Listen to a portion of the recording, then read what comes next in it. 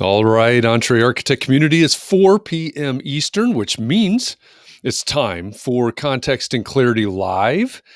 Thank you for joining us today, wherever you are, inside the Entree Architect community Facebook group, live via LinkedIn, live on the Entree Architect YouTube channel or the Twitch channel. I know there are a lot of you out there on Twitch, so thank you to our gigantic and growing audience over there on Twitch. I see all one of you. So thank you for joining us today. My name is Jeff Echols. I come here every weekday afternoon at 4 p.m. Eastern for one reason, so that we can find clarity around the things that matter most to you, the architect. And I know since we're spread out across all of the internet right now, some of you may not be architects, and that is awesome. That's okay, because these conversations that we have are not just for architects, and they are not just for leaders. They're not just for owners. They're also for you if you're an employee. You may have even circled a date on the calendar and said, you know what, 2021 is my year, and I'm going to start my own thing this year. Or you may have had a firm for a year or 10 years or 25 years, Katharine, right? Right. All of the topics that we cover, they all fall under the broad umbrella of the business of architecture. They're all the need to know topics for the success of architects just like you. So thank you for joining us today. As you come in, say hi, let us know that you're here, and also let us know where here is. Where are you joining this conversation from? If you happen to be listening to this later, right? We're coming to you from the past. You're listening in the future. This is also Context and Clarity podcast. All of these Thursday live versions of Context and Clarity get recorded in a podcast version. So all of you that are out there on the podcast, welcome. Thanks for listening in. I'm looking forward to this conversation, and I want to introduce you to my co-host, Katharine MacPhail. Hi, Katharine. Hi, Jeff. All right. Thank you for not asking me how I am. I appreciate that. I asked him not to. Pleasure. Yeah. It's my pleasure. Yeah. The reason Katharine says that is because all week we have been focusing on a theme. We have a theme every week, and this week the theme is emotional intelligence. And we started out Monday of this week asking the question, how do we get to know our clients better? We talked about empathy, basically. On Tuesday, we revisited a topic that was actually the topic for Context and Clarity going all the way back to April 13th of 2020.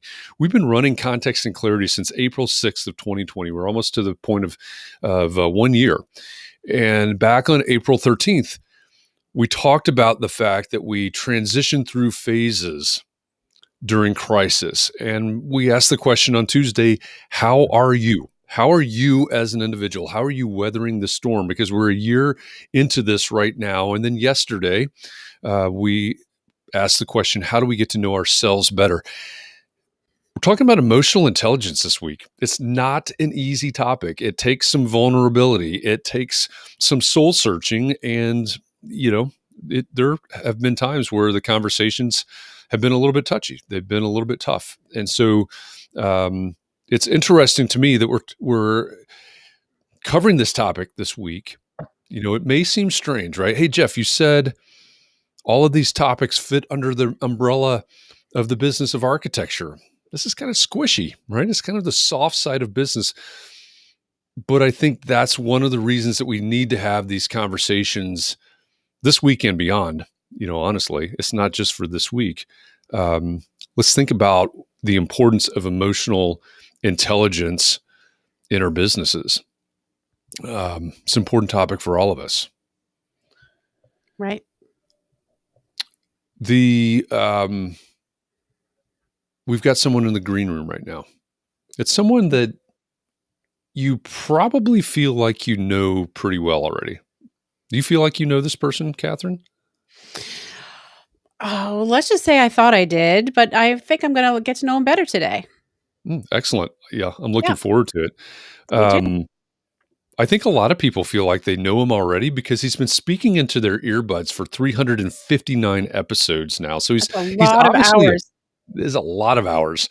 So he's obviously a podcaster, and you may see him on video sometimes on YouTube or on LinkedIn. He's also a founder. He's an architect. I don't know if he's tried to trademark it yet, but he may as well, I guess, at this point. But he's become synonymous with the term the business of architecture. He's all about helping architects structure their firms for success. So let me introduce to you and welcome Enoch Sears. Welcome to Context and Clarity Live. Wow. This is fantastic. The bright lights and everything. I'm so excited. Isn't it nice? This is fantastic.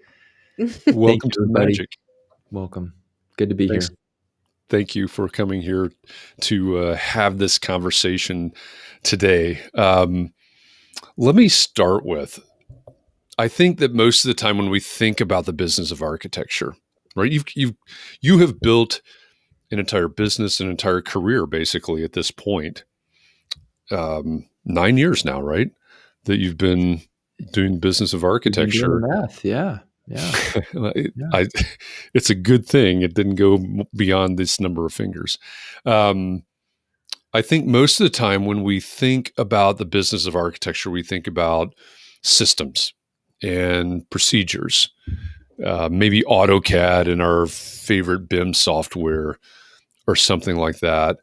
But why are we going to talk about emotional intelligence today? Is that a question for me, Jeff? That is a question for you, Enoch.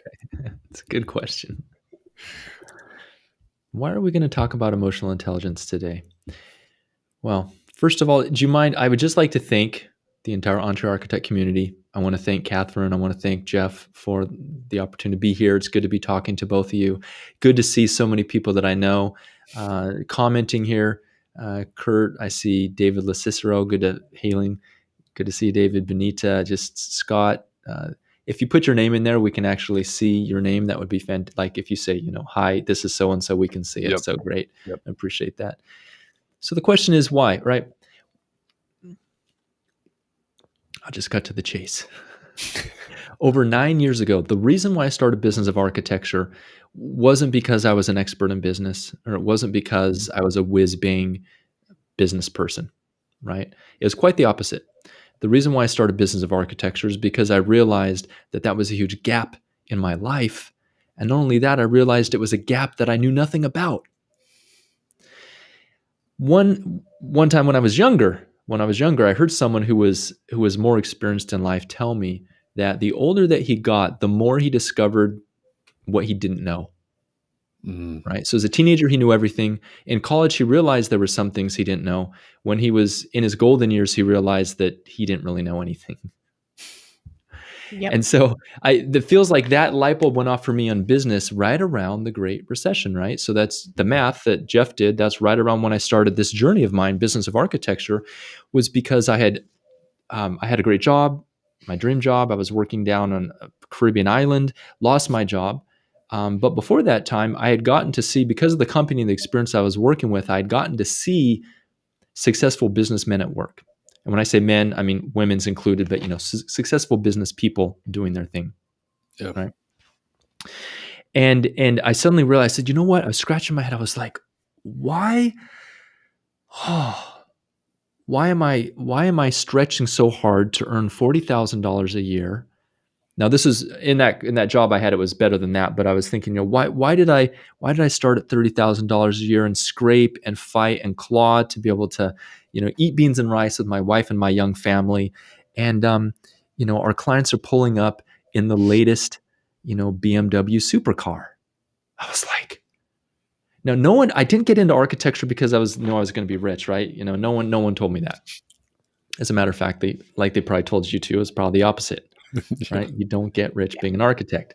Right. But what I realized there's a gap in my knowledge of, well, there's something about finances. There's something about actually making money, because I knew how to be a good architect. I knew how to, process change orders, talk to contractors, design, do everything, get things through permit. Like that was fine. Spent years and years doing that. But for me, Jeff, and it's funny because you say we think of business of architecture as a collection of systems, as a collection of in counting and invoicing. And I think those are the things that used to come up for me. And that's an accurate statement, exactly what you said. That's kind of how we perceive the business of architecture to be. And so that's what I thought it was, right?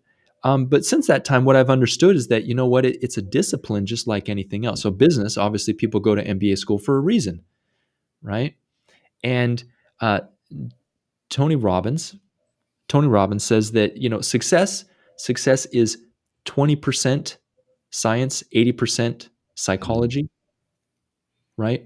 So, you know, that plays a large part in business, because in business, we look at things like what's important in business, right? If you were to ask me what the two roles of a CEO are, go ahead, let's ask our audience. What would be if you had to, and when I say CEO, I use that term not to say that we're going to be these high and mighty CEOs and commanding people to do what we want. It's not that kind of CEO. But I mean, as the owner of your business, where the buck stops here now, whether you're an owner or you're not, you're an employee, what would you say would be the two most important roles of the leader of the business?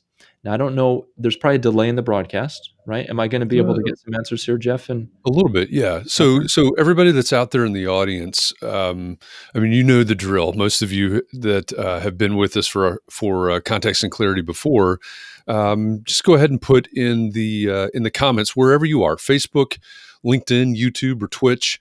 Just put into the comments right now. What do you think are the two roles of the business leader, if we say it that way, the CEO, the president, if you're a sole proprietor? You know, we talked about this last week.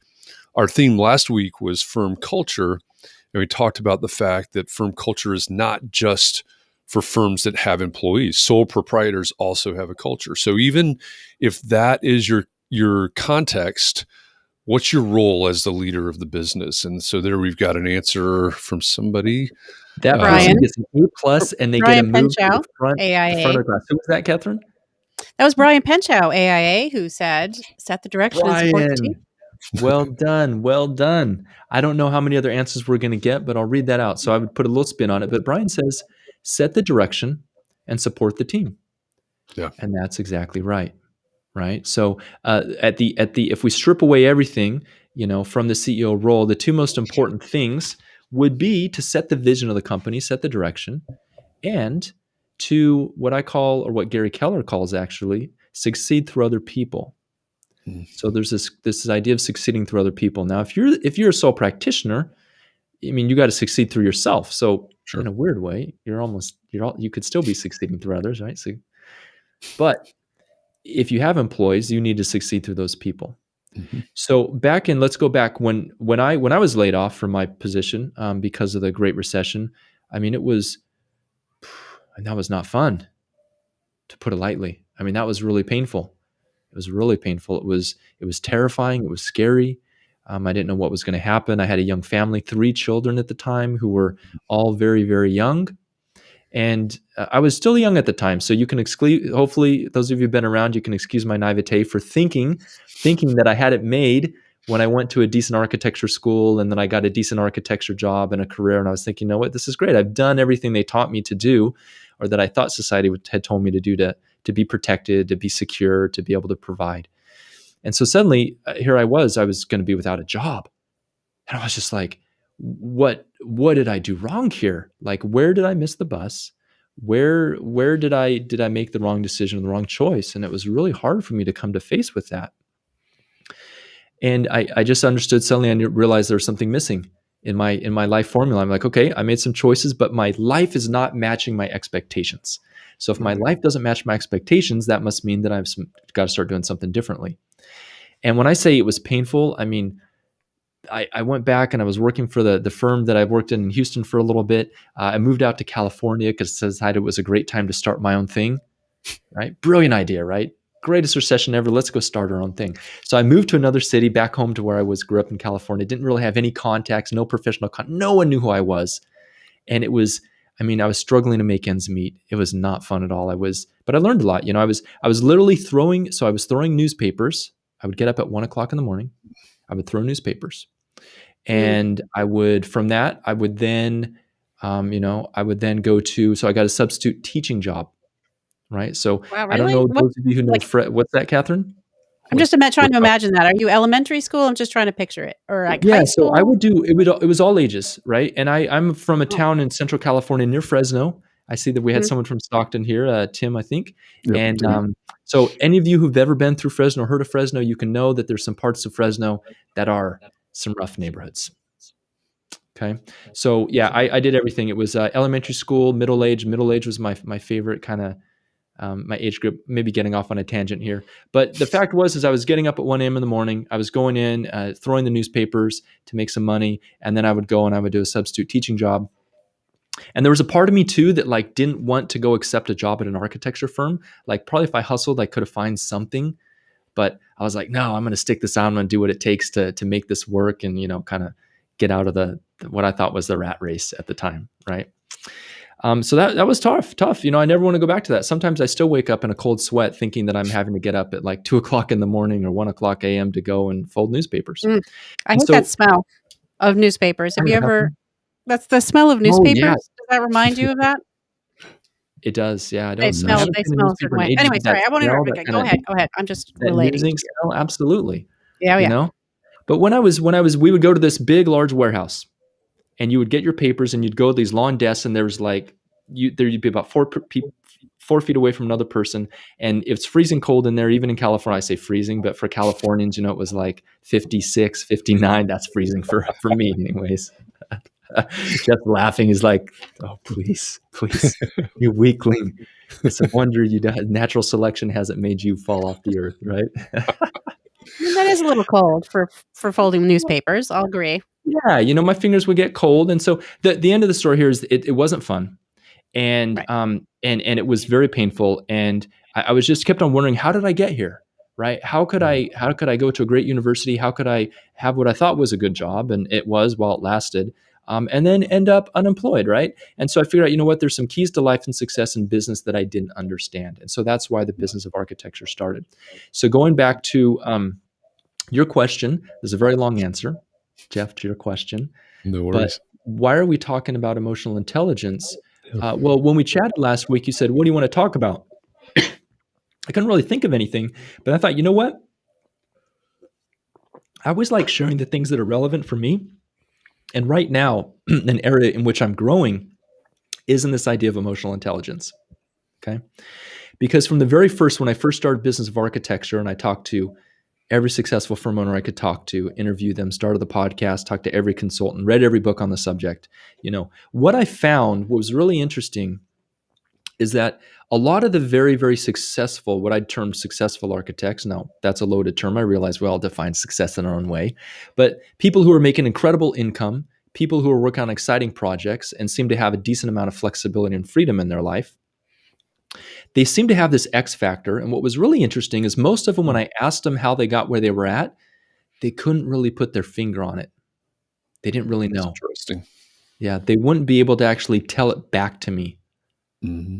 In a way that I can understand. And this really confused me for a long time. I'm like, this is really weird. How could these people not be able to tell me, here's the formula of success? I mean, they would tell me, well, I just did work I did great work for a long time, and projects came, and that's kind of the story they would tell me.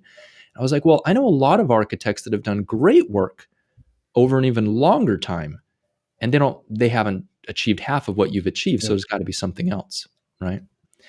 And what it comes down to, one of the major things would be this idea of soft skills. So it comes down to emotional intelligence. It comes down to them being able to relate to people, to understand them, to talk to them.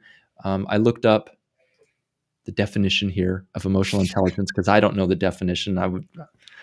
The official definition, it is the capacity to be aware of, control, and express one's emotions. So that's one side. That's interesting. I hadn't thought about that, but that's like our own internal, the way we deal with our own emotions. Right. And to handle interpersonal relationships judiciously and empathetically. Mm-hmm. Right? So going back to your question, to me, it's very relevant to the business of architecture because you can have all the science, you can have all the spreadsheets, all the tools, all the project management, tracking stuff, everything that is like on the scientific side of the business of architecture, and understand how to figure out what your billing rate is and everything like that. But if you don't have emotional intelligence, it's going to be tough. And I'm not saying all leaders do, some don't, but that's a real hard slog to be able to build a team and to be able to do that without understanding the emotional conversation. So the reason I brought it up, Jeff, when you asked me last week, and I mentioned this, is because me and my wife are going to counseling right now, right? So we started about 4 months ago, and it's something I've always intrigued me. I'm always wanting to get coaching from mentors outside. So I invest in business coaches. I take online courses. So for me, it was natural. I didn't have a huge stigma like I'm a failure as a husband because I need to be counseling. So that was fortunate because I know that can be tough, Right. But my wife and I, we had a relationship that worked at a certain level. I mean, you don't have 6 kids and be married for 17 years without it working at a certain level.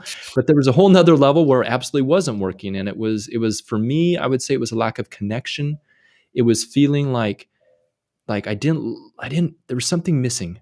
Like I didn't Mhm. quite love my wife like I wanted to. I mean, I tried, and when I say didn't love her, that's probably the wrong word because I did, but there was just something missing, and it showed up in the way I interacted with her. Um, and so it took me studying with this mentor now who we're meeting with for our therapy to help me understand and open up a whole new world of what it means to understand the emotional conversation that human beings have with each other. So just like I didn't understand what business was back in 2010, like I knew the definition of it, but I didn't really get it. Um, I would say up until pretty recently, my view of the emotional context of life and of people was limited, and it caused me to struggle. And so Yeah. that, Jeff, is why I brought up emotional intelligence because I'm dealing with it now. I've been horrible at it in the past, and so I'm kind of passionate about improving myself in that area. Yeah. Well, so thank you for sharing that. First of all, I mean that's very open and vulnerable. I appreciate that. Your willingness to share that, and I think it opens up a really good question. Like you heard me say in the introduction, we've had this theme going for the entire week of emotional intelligence, different aspects, different facets of emotional intelligence every day. And one of the things that's come up a number of times, a question I guess that's come up is, can we improve our emotional intelligence? Is it like a muscle that we can exercise and build? And it sounds to me from what you're describing in the counseling scenario and in others that we can perhaps learn more and improve our level of emotional intelligence. Is that right? That's that is a great question, Jeff. You've been doing this while I can tell. That's a fantastic question. You always ask great questions. Hmm. And it was a question that I had when I was a kid because I grew up with two parents who loved me deeply, but they had difficulty expressing it to me. So I kind of Mhm. was raised in a situation where I didn't feel connected and loved, right? And Mhm. my dad had some, bless his heart, but he had some failings and some qualities that I kind of looked down on when I was a kid. And so I used to ask myself the same question, Jeff, because I look at my dad and I would say, can't my dad change? Is it possible for a human being to really change at the core and learn things like emotional intelligence and really Yeah. just kind of become a different person? And as I thought about this as a kid, I was like, well, if that's not true, that's very depressing. It's a trap. Yeah, I was like, that's very depressing. I don't want to believe that. So from a very young age, I've held fiercely to the idea that that we can change anything in our life. And I believe Sure. it's been fortunately it's been proven by modern neuroscience where they have this whole theory of, and there's research on it now about the neuroplasticity of the brain is what they call. Now it's true that usually our brain pathways are set at a very young age, 3 to 5 years old, even younger, but they've discovered that there are ways, and so those kind of like put the pathways in there, but they've discovered that there are ways to change them. And so in my discovery with emotional intelligence, I don't know what our people think, or I'd love to hear their experience if they've been able to grow that. But I've seen just from meeting with the mentor we're working with, I've had huge jumps. My wife will tell you. Should I bring her in? Sure. Is she If you'd there? No, like Yeah, to. sure. Um, she's out right so, now. so Mark wants to know if there's an assessment tool that we can use to get an EQ score or something like that. I went to the Psychology Today tests, and that's where I did mine. I think it's about a 45-minute test, and then I bought the report that goes with it, which, as I mentioned, breaks it down into 5 categories and gives a score in each. So, I mean, it's pretty interesting. So, Mark, that's where I went. I mean, I don't know if Psychology Today is a good source for it. I also posted in the Facebook group a link to University of Toronto had a study about what tests, how do you test it, and which tests are valid, and all that other stuff. So there's a lot of conversation around it. But did you take a test, Enoch? The only test I've taken is when I get in a conflict with my wife and I'm completely flummoxed as to why things aren't going well. That's my test, and I failed it. So I have taken some online assessments and some things like that, but I've never found anything to be, super useful or super telling. Mostly it's my own experience of being able to be introspective and see what's happening. That Well, that introspective piece of it, of course, is at the heart of emotional intelligence, right? It's yesterday when we were talking, Liz, and I apologize. I don't know if Liz is with us right now. I haven't necessarily noticed her name I don't going think by. so. But, okay, she was talking yesterday about she has a NVC, nonviolent communication coach. And so one of the concepts that she shared with us yesterday was this idea of the pause, which I thought was really intriguing because, my own story, we have two, they're both teenagers now. And, for me, there's a lot of, oh my gosh, I just sounded like my dad, or, I remember when my parents did this and I hated that. Or so, I try to be conscious of that, right? And not necessarily fall back into the pattern that I learned from my parents. Not that that was a terrible thing, but just be present in the moment and deal with the situation. And, let's be honest, it's been 40 some years since I was, or slightly less than that, 40 some years since I was their age, and so things have changed a little bit. So how do I be the best parent in that situation? And when Liz talked about the pause, I thought, that is an intriguing concept because, maybe my son comes home and he's late, or he says something and something happened or whatever. And I have an emotional response. There's something going, I want to say this right now, or I want to, have this reaction. Is that the appropriate reaction? Is that the reaction that's going to set him off, right? Or is that the reaction that's going to lead us in any direction of progress whatsoever? And so I really appreciated that idea of the pause. Like, oh, okay, I don't know how to get there. I mean, so we should make it clear that if you're watching this, there's three of us on the screen and not a single one of us is a neuroscientist or a quote unquote expert about this topic that we're talking about. But, so I don't know how you get to the pause, but it's something that I want to explore because maybe I count to 5 or something before I respond to whatever someone has said, something like that. I don't know, how it works, but I think it's an incredible concept. So, Enoch, are you saying that you realized that your issues with your wife had to do with emotional intelligence and that it wasn't as strong as it could be for you? Is that what you're basically saying? I'll give you some examples. So there's this great video. You guys can Google it, where it's like it's a funny spoof. I don't know if I should bring this up here. I'm going to take some flack for this. Okay. No, I think you definitely should now, Enoch. I think that means you should. It's hilarious. I think if you Google nail in the head, okay. Nail in the head. Have either of you seen that one? No. Okay. I don't know yet. I forget. So I know the audience is Googling it. It may not work, but there's this great video on YouTube where it's a couple and the man is talking to the woman. Well, the woman starts out, she's sharing her experience with him. She's saying, look, and it's something that she's dealing with that's difficult, right? And she's like, it's really painful and it really hurts. And I kind of have this, it's just a pain right here in my head. I don't understand what it is. And then you look and it zooms out and you can see she has a nail poking out of her forehead. The funny part is he's like, well, there's a nail on your forehead. And she looks at him, she says, I don't care. It's not about the nail. You're not listening to me, what I'm saying. So he's trying to fix it. He's saying, all you got to do is pull that nail out of your forehead and you'll be fine. And she's saying, I don't want to pull. It's not about the nail. It's just listen to me and help me, show me that you understand what I'm going through. Right.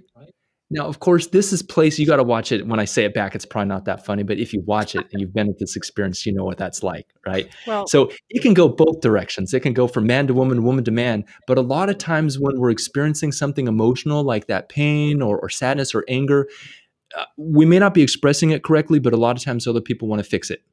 Right? That's what we want to do. That's what I want to do. So to give you an example, my wife would come to me with, our daughter Rivka did this and I'm so frustrated with her and she just won't do this and that and the other. And I was like, well, have you tried doing this? You both have been in relationships. How do you think that went across? that did not go very well, Enoch. It only took me 15 years to figure out that wasn't the right approach. So I started saying, well, what are you doing in this situation, Carly, to make Rivka act like this? That was not the good thing to say.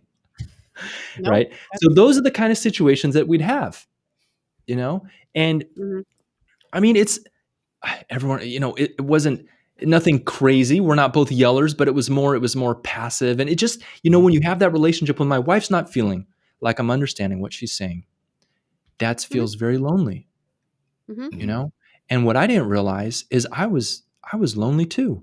This may sound very strange if you're listening to a podcast, but at a very deep level, I realized that I was a lonely human being because the way that I'd learned to be able to handle difficult emotions was to try to pretend like they weren't there and to try to be more of the non-emotional type, shall we say. Right. Or the strong one. Yeah, the strong one, right? And so, if you ask people I've worked with in the past, they say, oh, Enoch, he never gets ruffled. Enoch is like the calmest guy. Wow, nothing phases him. But when he does get ticked off, he blows up and it doesn't happen very often, but when he does lose it, it's like, it's big. You probably know people like that. And the reason why is because I was just, kind of suppressing it. I didn't know how to deal with the emotions. I was running away from it. And it was unhealthy. But when I wasn't in touch and dealing with my own emotions, I had no access to, no ability to be able to understand my wife or figure out what was happening with her. And so she didn't feel any connection to me because she didn't feel like I got her. She just thought like I was there to issue solutions to her. And it just caused a lack of connection. So that's why I brought it up. And that's what, eventually it became to the point where I was like, well, we need some help because we've been working at this for 17 years and this keeps on coming up. And so that's what got into it, And there's different kind of therapists and they do different things. The one we're meeting with it's called emotionally focused therapy. And it's really cool because he brings you in and it's, practice makes perfect. So it's basically going back to your question, Jeff, what I've discovered is that it's basically you're practicing that emotional intelligence in a safe environment, right? And so what he'll do is he'll have you bring up maybe conflicts or things that happen. And we have at least plenty to draw from, right? And plenty of these conflicts we can talk with them about. And then we'll rehash that. And then of course that will bring up emotions. And then he helps us see the emotions behind what we're saying, right? And so in that safe environment, he helps us understand the other person's context for what they're feeling and then being able to empathize with them. Now I'm not great at it. I'm a lot better than I was 4 months ago and definitely 20 years ago. So that's, yeah. Well, I think it's kind of interesting, Jeff, that you keep talking about this being a squishy subject, right? Which kind of makes it sound like it's not one we should be talking about, or that it's more like a female thing and we have to be like strong and stoic and businesslike, right? Is that, and then which would mean not being emotional?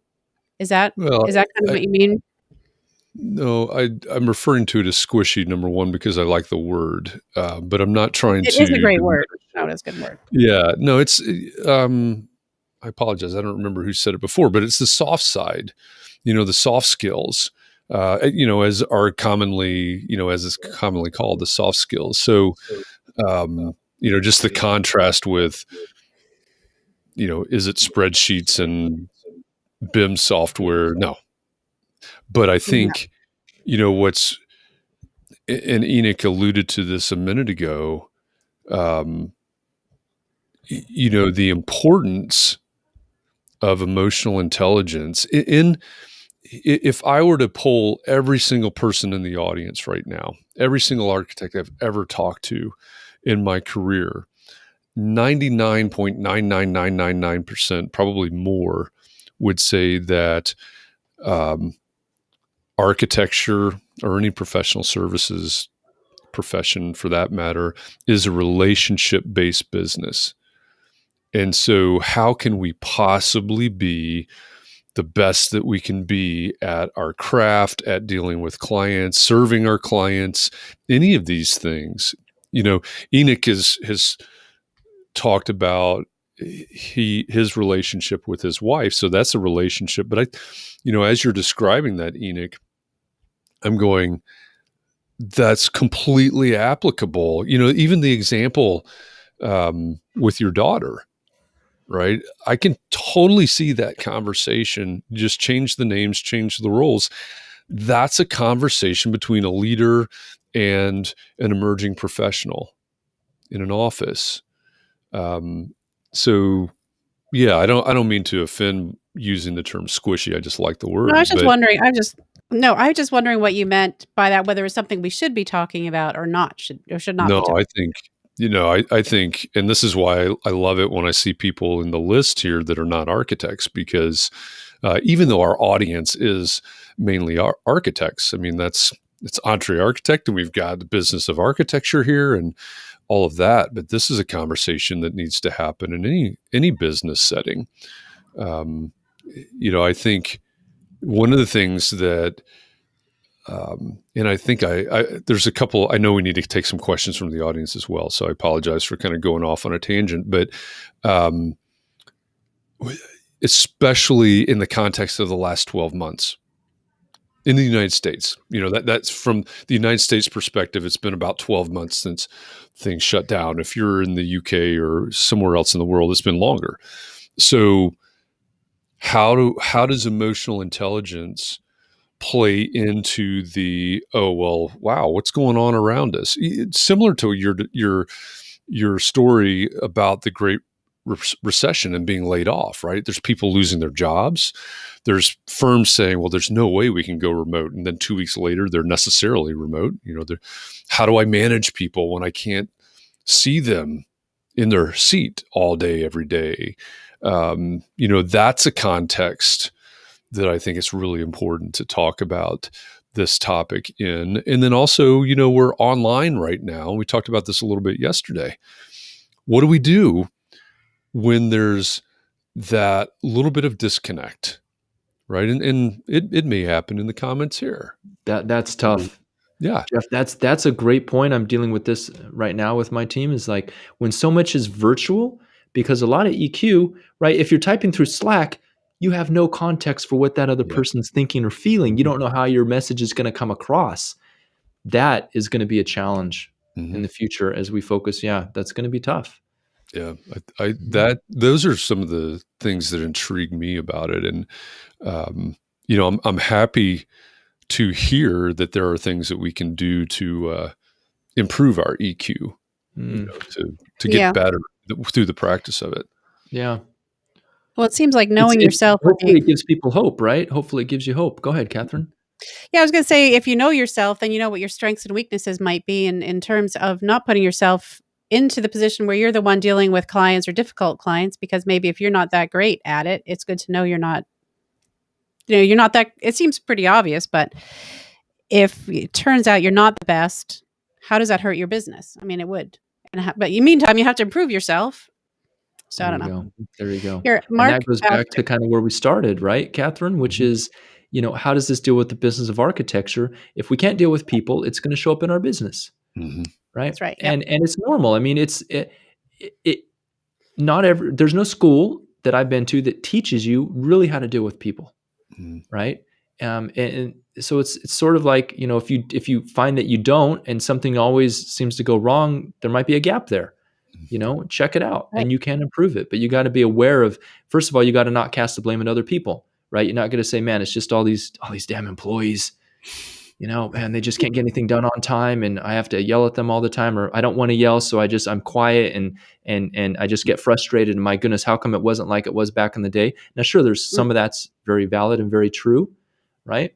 But other parts of it is, you know what? You look at Art Gensler, the one thing that impressed me when I talked to him, because I was trying to think, okay, what allowed Art Gensler to be able to start and grow the biggest professional services architecture firm in the world, right? And when I talked to him, it was very, very clear that he loves people. That's it. He loves people. He said, I never set out to create a large architecture firm. He said, what happened was as people grew in my organization, I wanted to give them opportunities. So I said, hey, you want to go out to Denver and start a practice out there? We have a project in Florida. Do you want to go start up the Florida office? And so him growing the firm was a result of him really caring about people. That's interesting. Yeah. It's a great question on the screen there from Mark. Can high IQ improve our business? Or sorry, high EQ, emotional quotient, can that improve our business? What do you think? No. Just kidding. I'm just kidding. Yeah, I was going to guess yes. Yeah, I'm going to say yes to that. Let me give you the quick example. So one of my mentors, the mentor who had to lay me off when I was in Texas, Blair Korndorfer, he was one of the most he had some of the highest EQ that I've ever seen in a person. He was a fantastic, he could just amazing. Give me an example, right? So we'd go into a job meeting with an angry client and angry contractor because of maybe something that we left on the drawings, off on the drawings. I think in this case, it was something that I screwed up on the drawings. So I was feeling extra nervous because I'm like, oh, great. I've cost the firm money. What's going to, Hazel, don't worry about it. Let's go into the meeting. The contractor's mad. It's going to cost more. Who hasn't been in one of those meetings? Raise your hand. Yeah. Okay. No hands going up, right? No so hands I'm like, going okay, up. this is going to be interesting. So we go in there for 30 minutes. We walk out, they're smiling, they're shaking hands, they're saying, that sounds fantastic. He was just able to navigate that very difficult situation and come up with a win-win that everyone was totally excited about and happy with. And I walked out of that thinking like, there was some magic there that I did not even realize what just happened. Mm-hmm. I was like, wow. Mm-hmm. So good question, Mark. Can high EQ improve our businesses? Well, in those instances, man, it sure helped out in that particular instance. Yeah. Amazing. Yeah.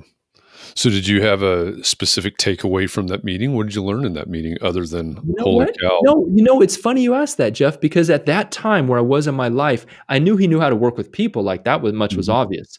But what he actually did and how he did it, like really, what really happened there in terms of this person was feeling this, so Blair responded this way, and then kind of like seeing that dynamic that was invisible to me because I lacked the EQ.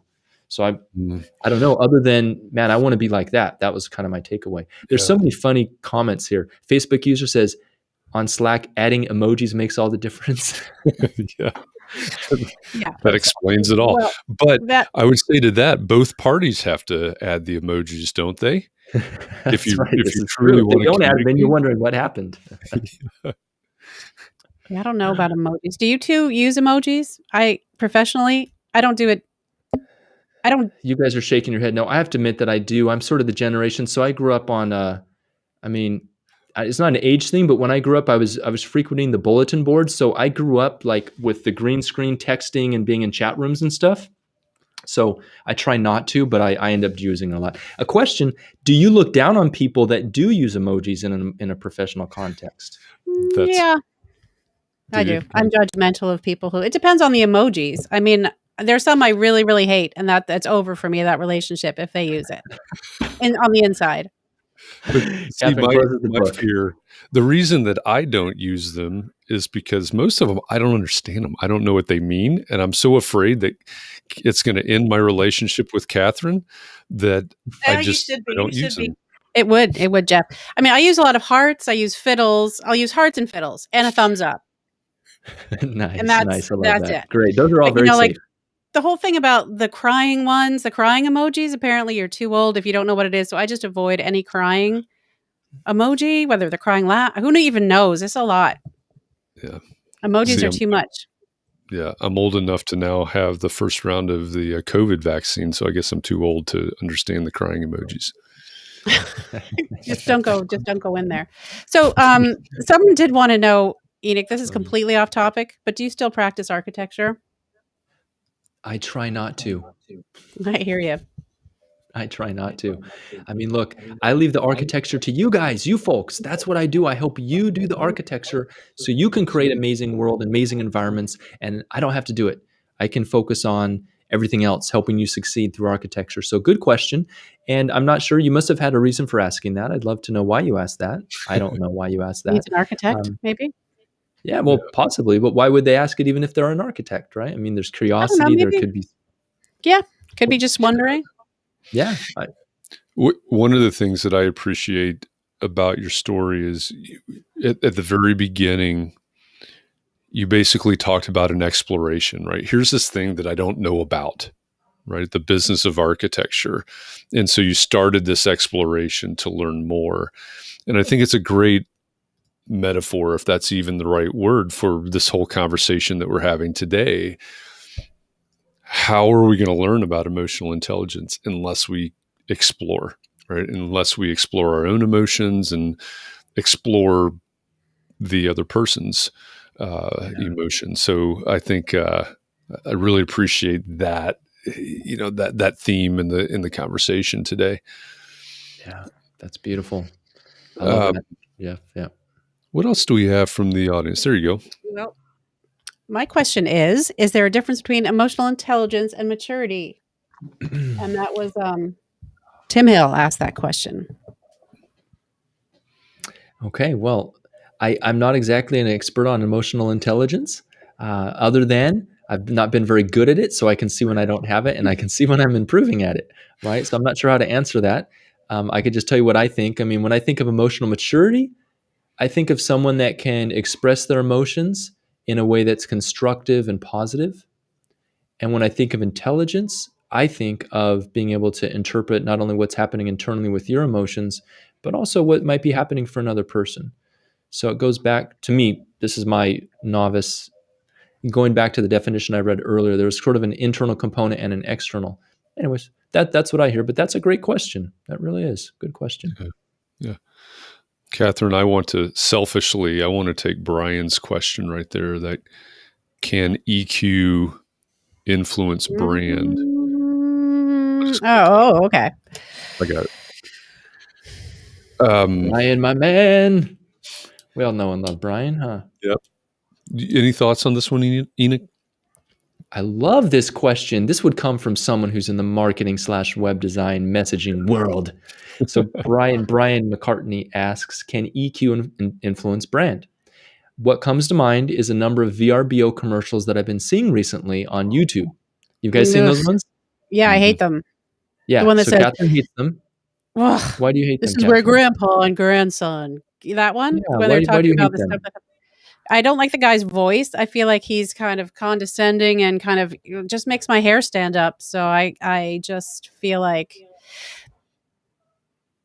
I don't know. I can't explain exactly why I don't like it, but it seems a little bit too Yeah. smarmy for me. Yeah. What do you, Jeff? Did you get that impression? I don't know that I got exactly that impression, but I am not a fan of them. It feels to me not quite tone deaf. And obviously I think we can understand where they're coming from, which is one of the reasons that I wanted to take this question. Not to take it too far off topic, but one of my biggest complaints back in April, May or so of last year was the number of people, architecture firms and others, that were pushing out messaging that was completely tone deaf, right? That was as if nothing had ever changed. And what do you mean nothing has ever changed? The entire world has shut down, right? So that's one of the things that I still feel about some of the brands and their advertising that's out there. And the idea of, can EQ influence brand, emotional intelligence influence brand? I think absolutely. Because if you don't understand, just using this last 12 months as an example, if you don't understand where your clients or your customers, whatever you call them, where they are, how they're feeling, then you're going to lose your brand, right? You're going to be tone deaf, and you're going to become known as this brand that just doesn't get it. That's That's my thought on it. That's Yeah, well maybe it's said. because Well that said. that ad is about people getting together and being in a house and going and renting a house as a group, which I'm not able to do. Maybe that's just why I don't like it. Yeah. Well, that's You very know? interesting because what we got from you was, I mean, both what you both talked about was an emotional response, Mhm. right? Mm, And that's normal because that's what we do, and that's what good advertising, that's what good branding, everything that's effective generates some sort of emotional response, right? Yep. And the best messages are often controversial and they're often polarizing, Mhm. meaning that some people love it, others hate it. And it's all an true. emotional response. So, I mean, Brian's right on in asking the question because it's going to create an emotional response. And the better you are at understanding what emotional response that it's going to create, the more Mm, effective it's going to be. Yep. yeah, Exactly that right. is that's true. All right. Thank Well, you for that question, Brian. I don't understand That's couple that's comments, a but I guess follow up. Yeah, that's a all right. follow up to the other one. Do we have time for another question? What do you think? It's actually almost five You o'clock. okay on time, Enoch, or do you? You'd have to kick me off. I have time for I will put you on the spot. How many you have? Okay, how much time? two more questions. Okay. Let's see. Here's one. How much does parenting help in learning about emotional intelligence? What do you think? You have between us, I think we have 11 kids. So Yeah. Yeah. That's a really good question. I am having to think about my answer. So I would say, all right. So it sort of goes back to this book I read once about high performing athletes and artists and everything. And they basically said that it's not practice that makes perfect, but they said it's perfect practice that Yeah. makes perfect. mm, Right. And so right. what they meant by that is that you can do the wrong thing again and again and again. You're not going to get better at it. You're in a closed loop system. You don't have any additional input. There's no feedback loop. You're just kind of in a karmic loop, this karmic cul-de-sac that Yeah. you can't break out of. So my Karmic initial response to cul-de-sac. that question is maybe a little bit, but I don't think that just the act of parenting does it. Because let's face it, how many parents out there, including myself, do things all the time that are completely, not not what we want to do. Well, I mean, just look at society, right?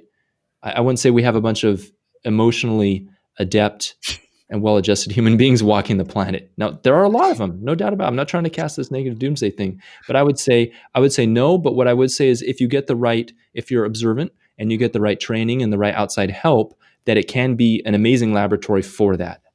Mm, That's what I Yeah. think from my parenting experience. I think that's. I think it adds some perspective, certainly, but I think your analogy and karmic cul-de-sac is the quote of the day. Nice. That's the term of the day. Um, but mm, I shared this earlier. How do I and I'm probably more aware of this now because of the age of the kids, and one's going off to college this fall. So how do you make sure that you can do your best at the parenting thing? Um, it's just like practicing to be a leader, becoming a better leader in your firm or whatever it is in your fiddle band. Um, I don't think it makes you better at EQ. It may give you more practice, but I think that idea of I could do it wrong all day, every day, and I'll still be wrong tomorrow. that's true. Who's this? Oh, from Well, Mark. is this Mark? He's also, well, anyway, He's he everywhere. wants to know. I thought this was kind of an interesting question. It does require the audience to answer, but who in the audience feels they have a high IQ? And if so, why do you feel that way? And I feel like we all think we're above average drivers, right? I mean, but we aren't. Oh, What? I What are know you we're talking not. I mean, it may be a coincidence that all I of us swear, I actually are. really am. I really am, Catherine. I Well, I really feel am. like I really am too. So I don't know, I know. but someone around here is not above average. That's right. So, but Someone, but it's not us. It's someone else. it's But not it's us. not. Yeah. Yeah. Yeah. You're gonna agree Yeah. with Sounds, that. So, I sounds mean, very I'd niche. kind of like to know the audience. I mean, a couple of us took the test and we didn't do as well as we thought we would have because, of course, we hadn't been reflecting on it that much. So if you took the test and you're willing, put your test result, put the number into the comments so we know. If you're willing, again, I said it at the very beginning, these kinds of conversations take openness and vulnerability sometimes. So if you're not willing, totally get it, totally understand that. If you didn't take it, what do you think? Yes or no? Do you have high EQ or not? Put that.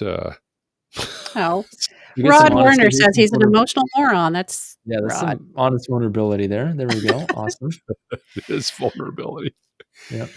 Yeah, Well, Ed had to go to traffic school twice in Chicago. That's hard to do in Chicago, Ed. yeah. I mean, the 62. See, the thing is, someone got a 62. I got an 82, but my lowest score was a 60. So it all averages out, and so I have definite deficits in certain areas that I need to. If I shine a light on it, it's going to get better. If I don't, I'm just going to continue bumbling through my life with these Yeah. problems. Yeah. So that's the thing. So But it's not really. Yeah, I think, someone's emoji intelligence is high enough. Okay. yeah, Yeah. that's a good point though, right? Because it's Is it 5 categories that the test is broken down into? Yeah, it was 5, but then there Oh, were about like 6 other ones that I don't about really understand 6,000. the report, but yeah, there were Yeah, 5 major ones. Yeah. And I had a 60 in one, I had like a 92 in another, and then I had mostly low 80s. So it was like I was pretty good at one thing. I can't remember now what it was. I'll have to look again in order to. But it's not like we're just 82 across the board or 62 yeah, across the yeah, board. It's yeah. And I average of think on that, I think the best real world test is if you look back at your life, do people flock to you? Right? So do Hmm. you find that you right. have high turnover in your business? Do you find that you know that what do you find when you look at your results? I mean, that's probably the best test. True. Yeah. It is. I was speaking at an event in I think it was Albany, New York. It's probably been a couple of years now with COVID break in between, and they had asked me to speak on um, the employer brand. So your brand as an employer, and someone in the audience Mhm. said, and unfortunately, and I apologize if anybody feels like I'm calling them out, but unfortunately, this is a question, a comment I hear a lot, and many times, what's happening is it's an older person, a firm leader that is intentionally or not making a comment about a younger generation. Okay, I'll set it up that way. And what this person was talking about or asking about, was basically, hey, I'm looking for leaders. And none of the young people in our firm seem to have any interest at all in becoming the future leaders of this firm. Why is that? And, you know, I'm sorry, but I've got to take a step back and say, why do you think it is that no one wants to lead your firm? Bingo. That's a tough question. Did you actually say that to them? Yeah. Or that was on the stage, right? So your kind of Mhm. general hypothetical Yeah, question. there's Yeah. plenty of room for me to run when they Yeah, I keep was about to charging. say, I mean, that face to face, those are fighting words. Watch Yeah, out. but I think that's the thing though, right? It's if we've got a firm, and I don't remember exactly how large they said their firm was, but you've got a substantial sized firm that you're going essentially, as they described it, like person to person to, they probably said to the millennials, um, going person to person and saying, hey, do you want to be a future leader in this firm? And they're all saying no, essentially. Don't you have to turn the mirror around, right? And say, why is it that no one wants to run this firm? Is it the fact that I'm missing something in this equation. And oftentimes I find in that situation that is a leader that that is approaching the conversation from a point of ego, right? And I've got this whole talk on ego versus empathy. Why don't you want to run my firm, right? Not what would it take for you to want to lead an organization, not do you have any interest in developing as a leader, not what would satisfy you in your career path, but would you like to one day run? To me, that is just, it's so stereotypical, I think. It's a little bit painful to hear that, honestly. Yeah, that's unpleasant. Those kind of things are, they're not unpleasant. I mean, guilty as charged. You know, I don't like looking in the mirror any more than other people do. And when people tell me Yeah. my failings and that I'm the problem, I'm going to fight tooth and nail to say I'm not, you know? Yeah, you're going to defend yourself. Oh, yeah. Yeah. Yeah. I think we have an obligation as leaders, though. We have got to, we've got to cast aside some of these trappings, and what, it's not about me, right? In my opinion, judgment of my success has got to be about other people's success, other people's joy. So sorry, I'm off on my own soapbox for a minute there. Yeah, it's right in the conversation, Jeff. That's a great example. Yep, great. We got any more questions, or what do we want to go from here? I know Carly had a good one. If we've got time for another one, Yeah, I think have you got that one, Katharine? If not, I can read it. Where is I'm looking? Carly I can just read it. It's all right. Carly asked, do you need to be good?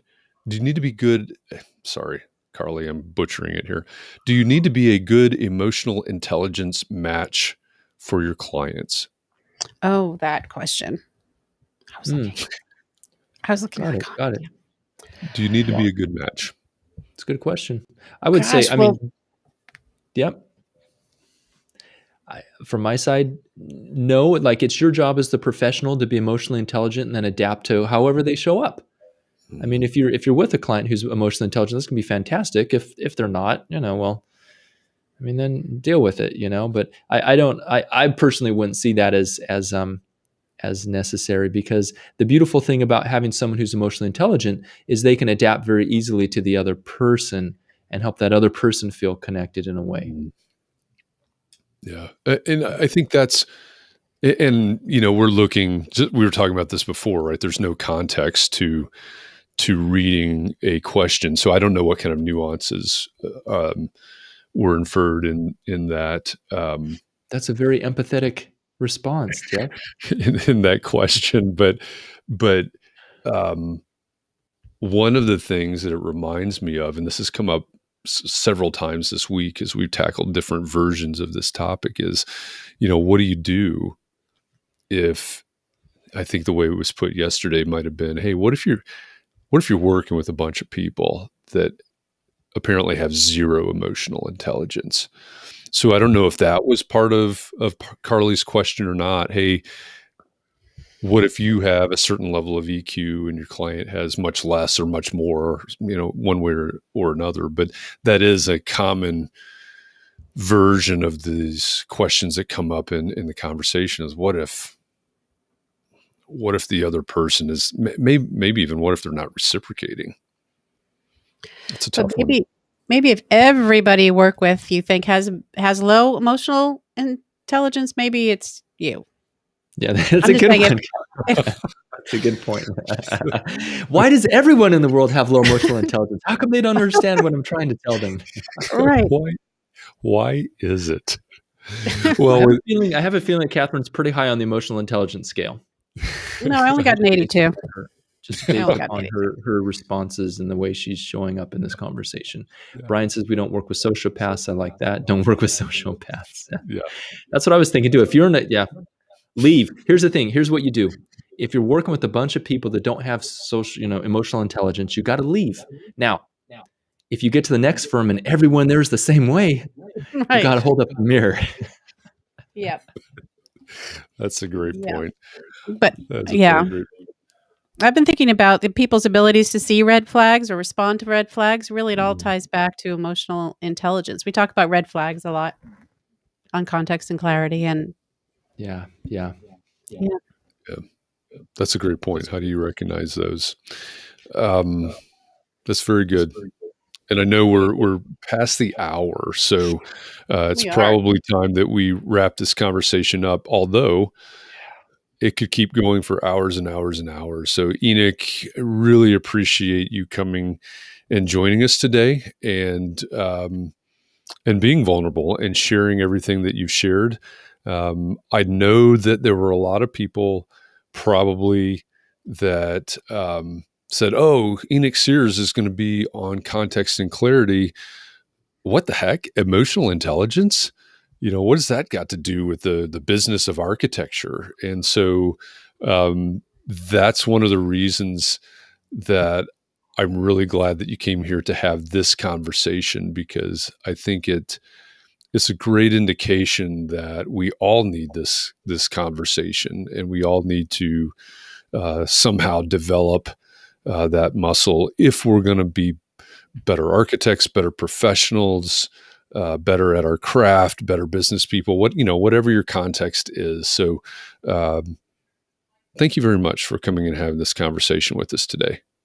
I appreciate that, Jeff. And you mentioned something about how it wraps through everything, right? This idea of emotional intelligence, right? So going back to why it's important in the business of architecture, what we do here at Business of Architecture, and what I know Entre Architecture is passionate about, and just architects in general, we all want to make a better world. I know it sounds cliche, but as an architect, I want to speak to our architects here. As you're looking at the world, the state of the world right now, you have talents, you have abilities to make a big, big impact in the challenges that we face as humanity.